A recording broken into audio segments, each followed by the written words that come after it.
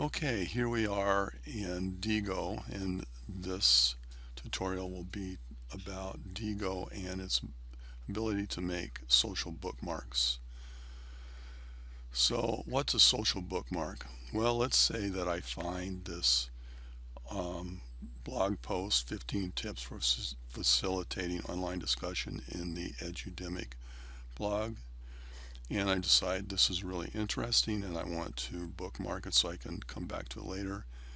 And normally I would do, this is the regular bookmarking, how most people would do that.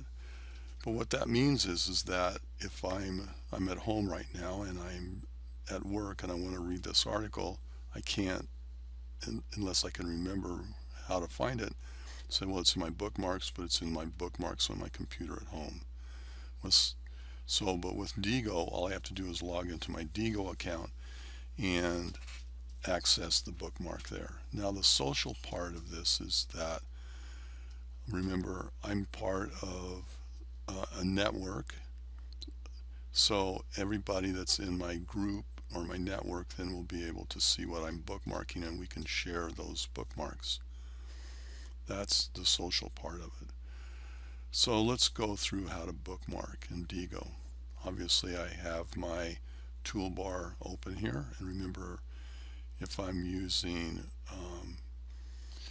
Chrome, it looks a little different, but it'll do the same thing.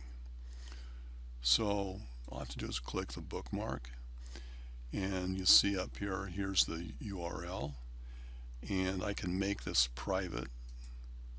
It's by default public, and I keep most of my bookmarks public. So here's the title, and I can put in a description further describing this article. Tags are really important, so these are the tags I used for the last bookmark I did. So here's some that's recommended, and it just basically looks at this and sees, oh, these words, it'll pop up here, and things I've used before. So online discussion, and let's put in facilitation.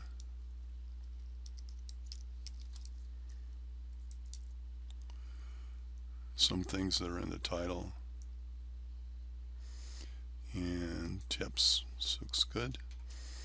So this would help me find it if I don't remember the title of it.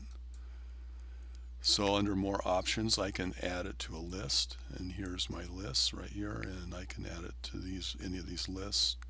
I don't think I will right now, but I want to share it with a group.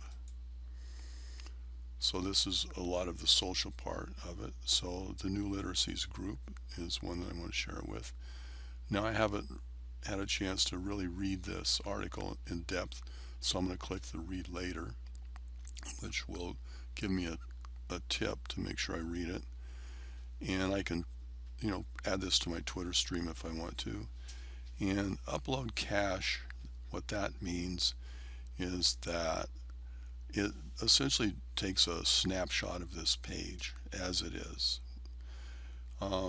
which isn't too bad of an idea when you're bookmarking blog posts, because blogs turn over rapidly and it may be then harder to find this later. So it'll keep it exactly as it is right now. So all I need to do now is click save, and it says uploading page to Diigo. You can continue with your browsing. So that's it. That's all I need to do. Now, if I want to go to my library,